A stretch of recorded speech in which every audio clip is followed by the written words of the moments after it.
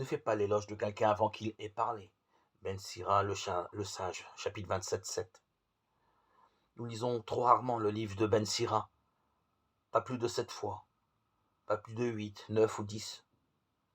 Et pourtant, ce livre de sagesse recèle des trésors, pour la simple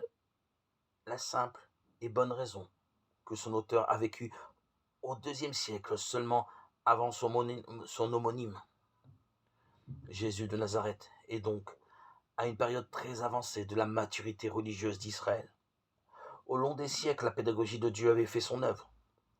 Cela nous vaut quelques phrases que nous aurions tout avantage à connaître par cœur, à commencer par celle de ne pas faire l'éloge de quelqu'un avant qu'il ait parlé. C'est alors qu'on pourra le juger.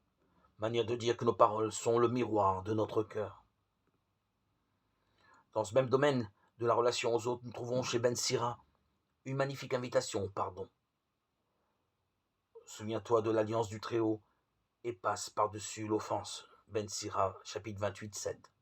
Quant à notre relation à Dieu, Ben Sira nous livre deux secrets.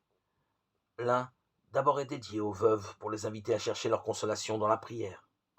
Les larmes de la veuve coulent sur les joues de Dieu.